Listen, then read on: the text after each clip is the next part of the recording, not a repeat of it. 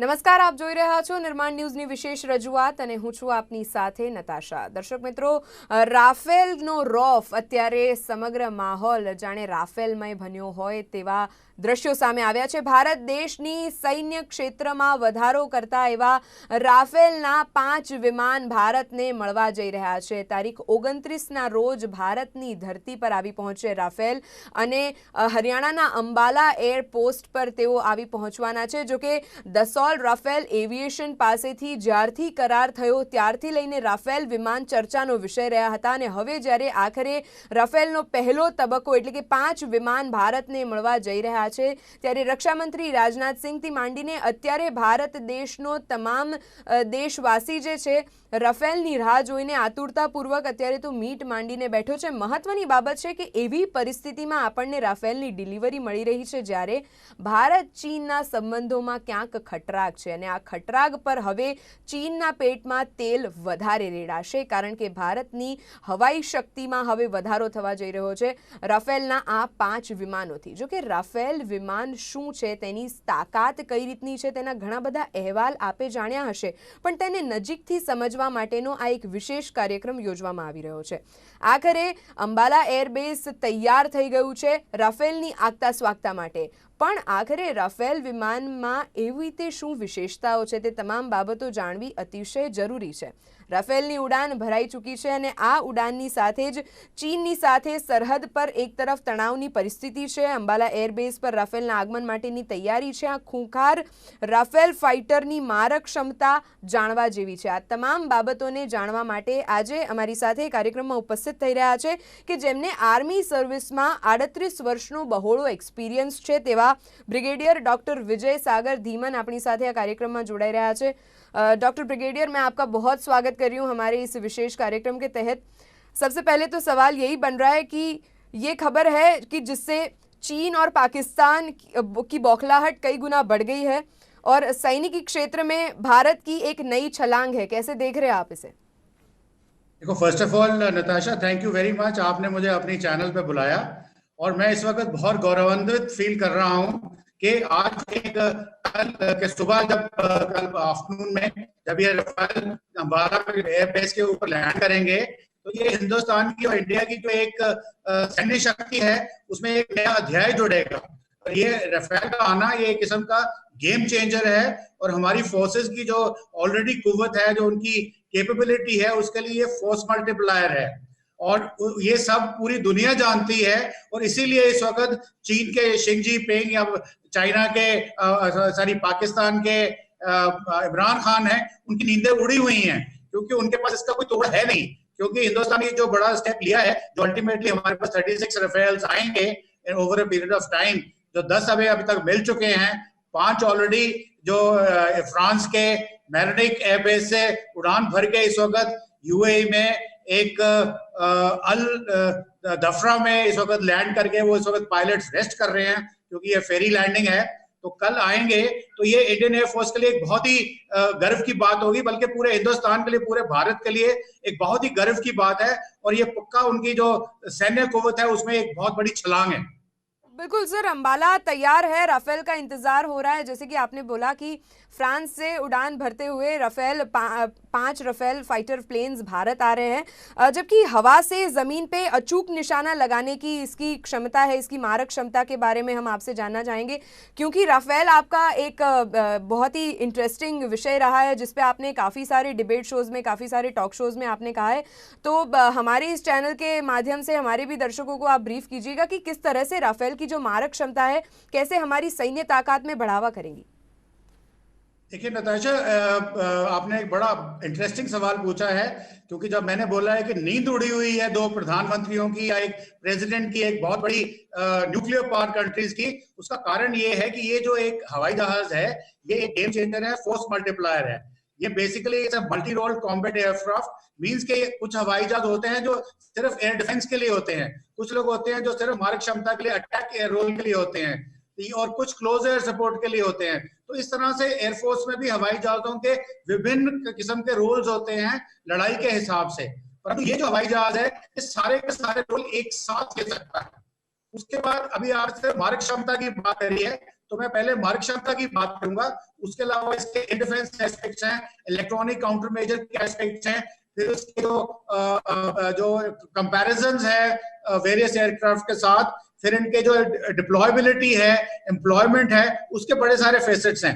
परंतु अभी आपने सवाल सिर्फ मारक क्षमता का बोला है, तो सबसे पहले मैं ये बता दूं कि जहां हमारा MiG-21 1 टन का एक वेपन लोड उठा के जाके लड़ाई करता था, इस जहाज के पास 14 टन के वेपन लोड्स हैं। इसके पास 14 हार्ड पॉइंट्स हैं इस जहाज के ऊपर, और उसमें कई किस्म की एयर डिफेंस मिसाइल्स हैं जो एयर टू एयर मार्क करती हैं, और कुछ मिसाइल्स हैं जो एयर टू ग्राउंड मार्क करती हैं। और इसके अलावा इसके पास जो मशीन गन्स भी हैं जो बड़े हाई कैलिबर की हैं।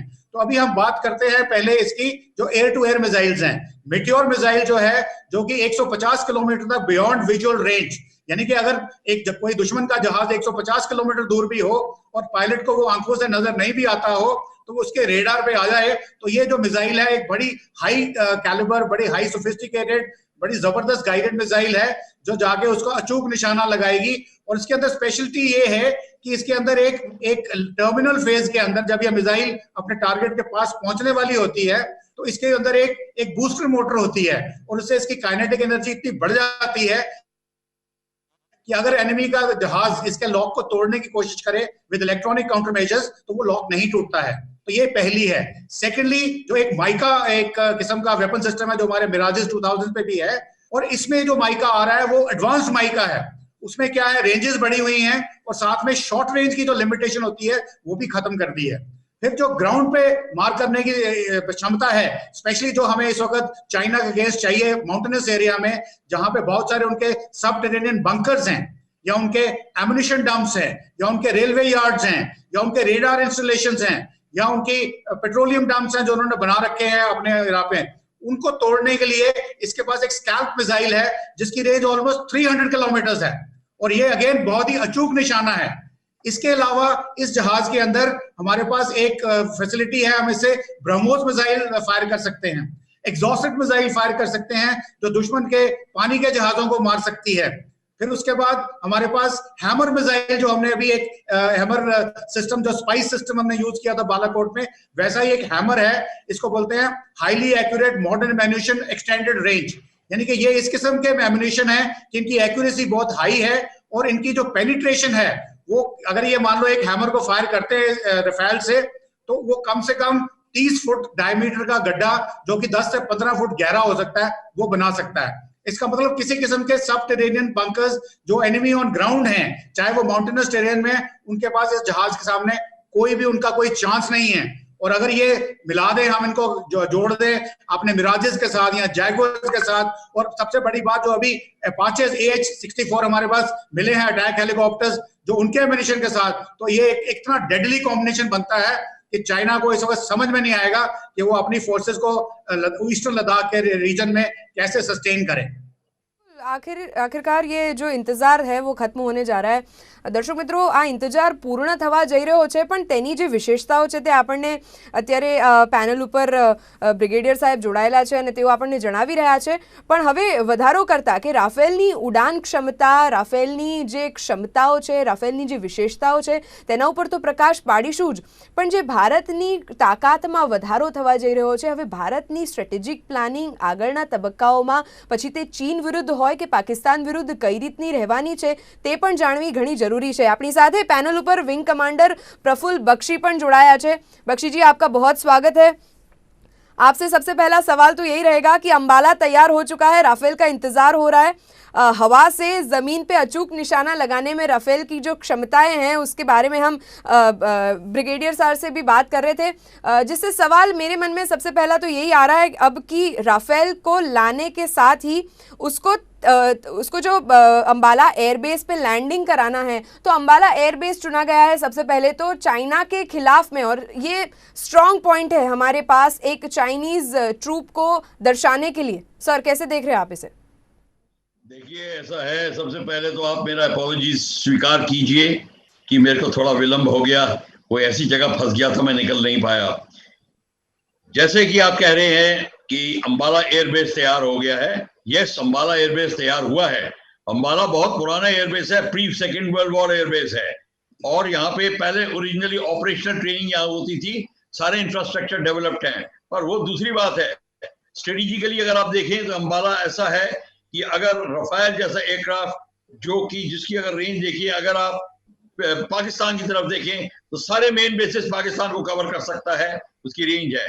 फिर आप वेस्टर्न तिब्बत लेह की तरफ या सेंट्रल तिब्बत की तरफ देखें तो ये इस को कवर कर सकता है। साथ में हासीमारा बेस है वहां पे, जहां पे ये रफाल तैनात किए जाएंगे। अगर उस तरह के वहां के जो एयरफील्ड हैं, स्पेशली अगर आप लद्दाख से अरुणाचल की तरफ देखिए, उनके पास 4 या 5 एयरफील्ड हैं।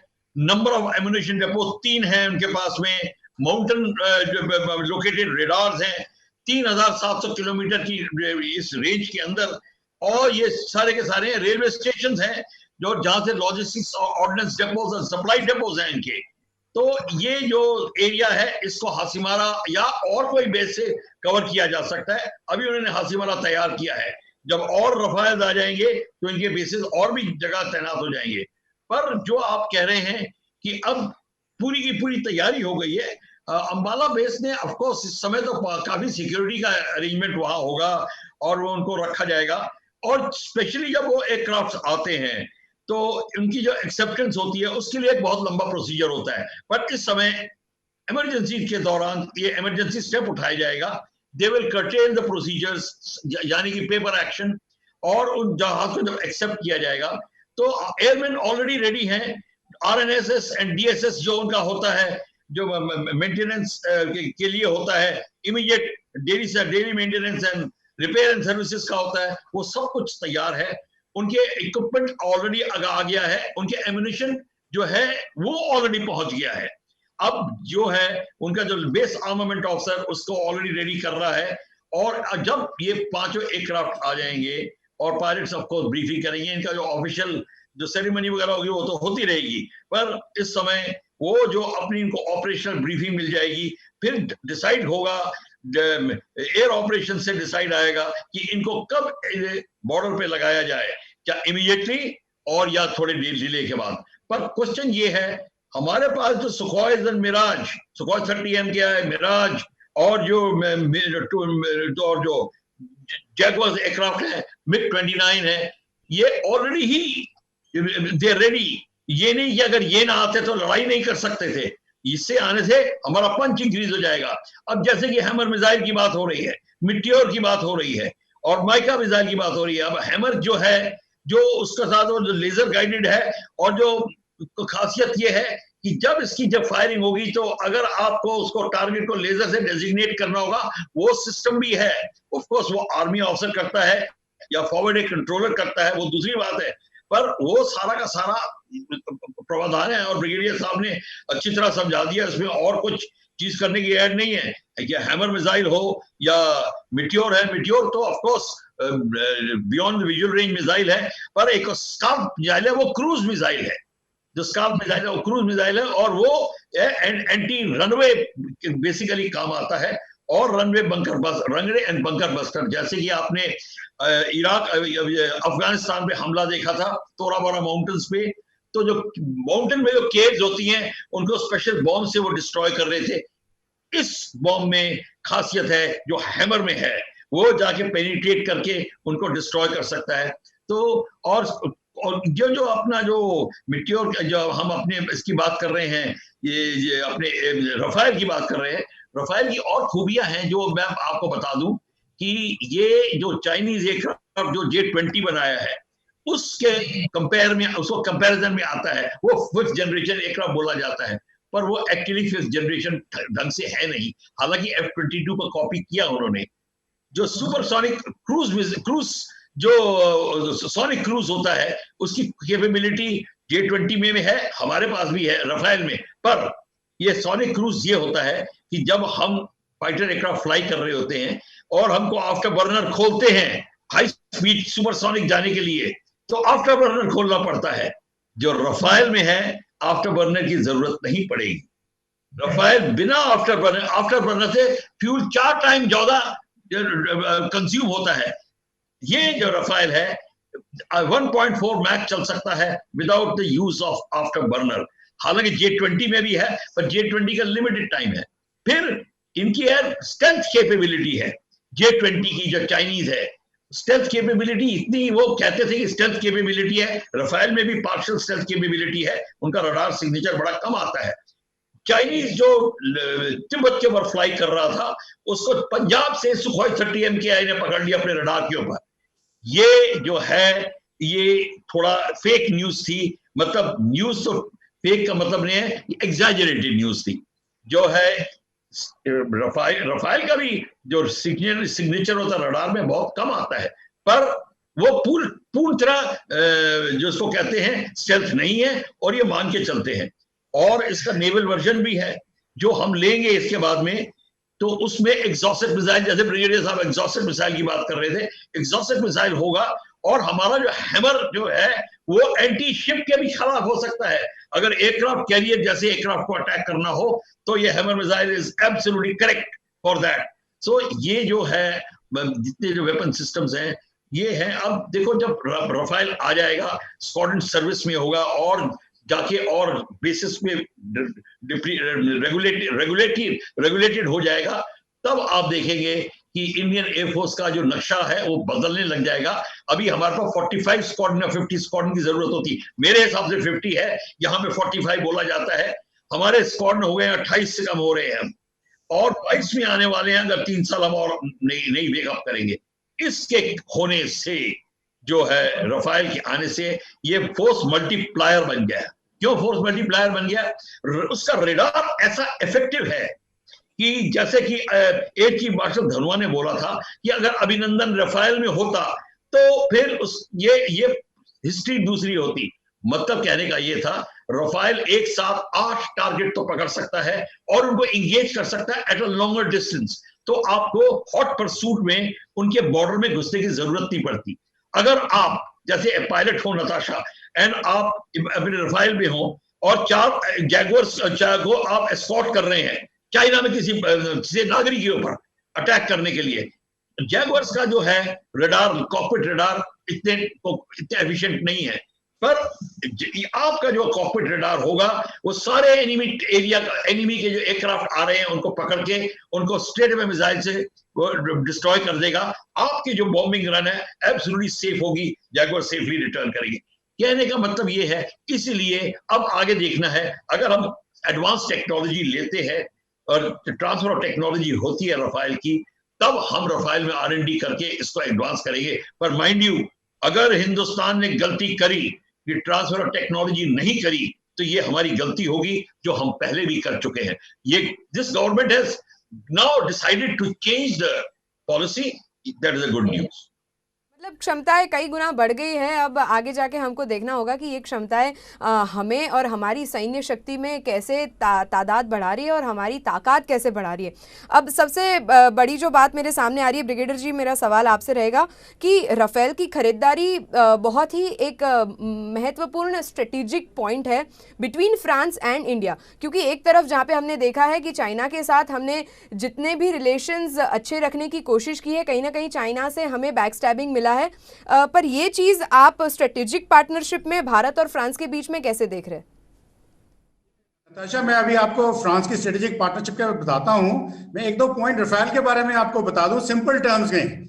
अभी ये अंबाला हाशिमारा जो हमारी डिप्लॉयमेंट हो रही है, अभी ये फिलहाल जो 5 एयरक्राफ्ट है बड़ी जल्दी ये ले चले जाएंगे, और ले में इनकी डिप्लॉयमेंट का जो एसेंस है, जो एक साधारण भाषा में एक मैं आम नागरिक को समझाऊंगा कि ऐसा होगा कि पाकिस्तान के किसी भी एयरफील्ड से कोई हवाई जहाज उड़ता है ना, उड़ते ही उसको राफेल पकड़ लेगा, यानी कि पकड़ ही नहीं लेगा, उसको शूट डाउन कर देगा।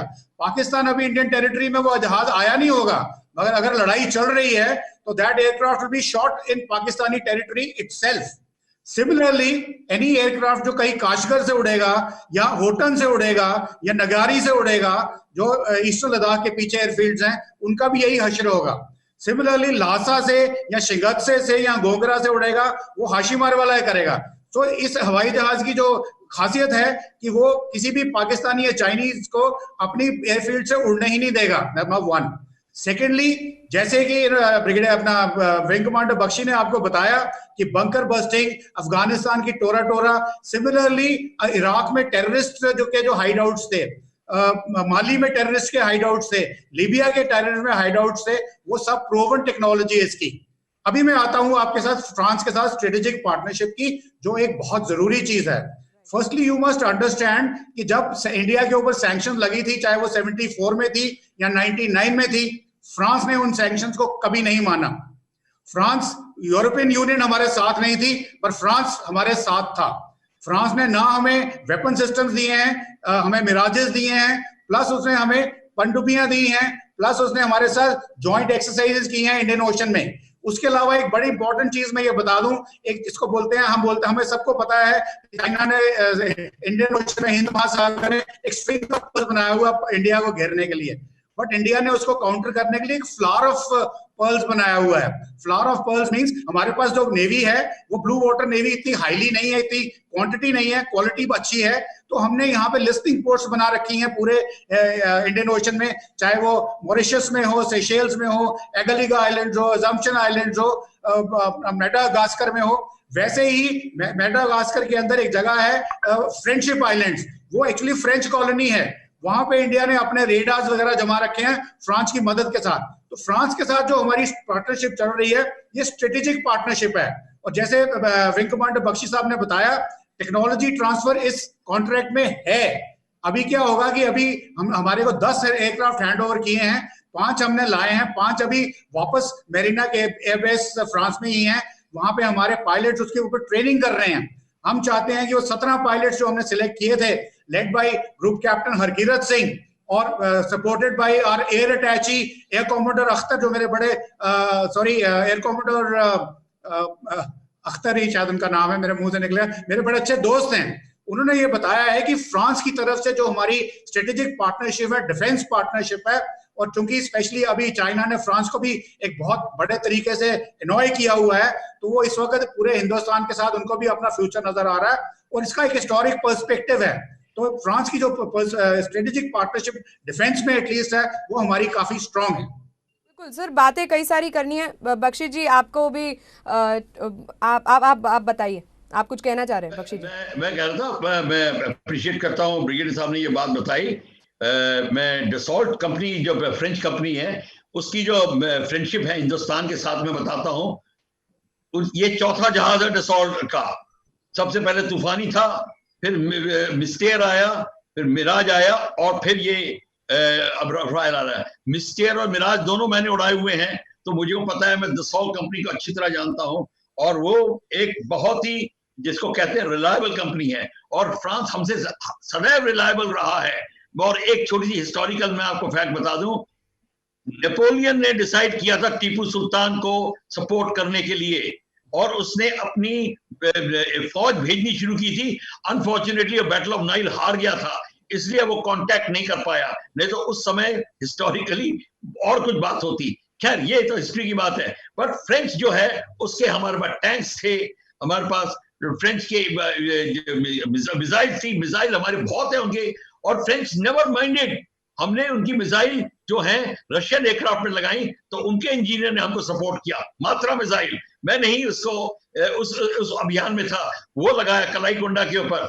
और जो उनके रडार हमारे पास हैं, जो एयर डिफेंस रडार हैं, तो वो हमारे साथ बहुत टाइम से रहे। हमने क्यों नहीं उनके साथ और ज्यादा क्लोजनेस दिखाई? ये तो खैर ब्यूरोक्रेसी की बात है, पर France will always stand by us. Of course they are very good partners, very good business partners, and that's the very good thing for us. Well, लिहाजा बातें कई सारी करनी है, ग्रैंड वेलकम की राह देखी जा रही है, लेकिन वक्त की कमी के कारण हमको फिलहाल यहीं पे रुकना पड़ेगा। Wing commander sir Praful Bakshi ji. जी बिल्कुल सर, जी बिल्कुल ब्रिगेडियर जी, आप कुछ कहना चाह रहे हैं? आपको ये बताना चाहता हूं कि जो हमने इस जहाज की इतनी सारी बातें करी हैं, ये एक दर्शकों के लिए मैं बता रहा हूं कि आपको एक बात समझ में आनी चाहिए कि इस जहाज के आने से इंडियन एयरफोर्स की कुव्वत, फोर्स मल्टीप्लायर बोल रहे हैं, मल्टीप्लाई हो रही है, ऐड नहीं हो रही है। क्योंकि एक रफेल जो है वो कम से कम 3 F-16 के बराबर है, कम से कम 3 F-16 के बराबर है अपनी काबिलियत में और उनको तोड़ने के लिए। और चाइना का जो इस टेरेन है, स्पेशली ईस्टर्न लद्दाख या कहीं पे भी वो करेंगे, कोई इस किस्म की करते हैं। लेकिन जैसे बोला था कि अगर रफेल हमारे पास आ गया होता तो डोकलाम नहीं होता, रफेल आ गया होता तो ये जो अभिनंदन वाली स्टोरी थी वो कुछ और होती, तो उसके रिजल्ट्स कुछ और होते। बाकी हम आपसे बात करते रहेंगे अगले प्रोग्राम में. For the time being I think you are already short of time. We are running out of time, but I am sure कि हम फिर से एक बार एक और कार्यक्रम के तहत जुड़ना बिल्कुल चाहेंगे कि राफेल की और भी जो खूबियां हैं, जो भी विशेषताएं हैं, हम हमारे दर्शकों के समक्ष बिल्कुल रखना चाहेंगे. तब तक के लिए ब्रिगेडियर जी और विंग कमांडर जी, आप हमारे साथ जुड़े इसके लिए आपको बहुत बहुत दिल से शुक्रिया. Thank you.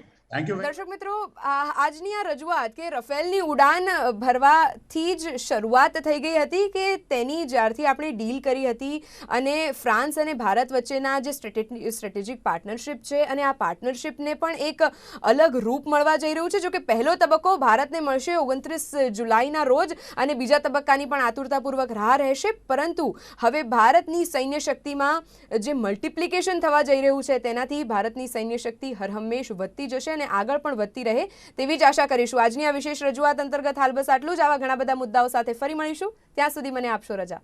નમસ્કાર.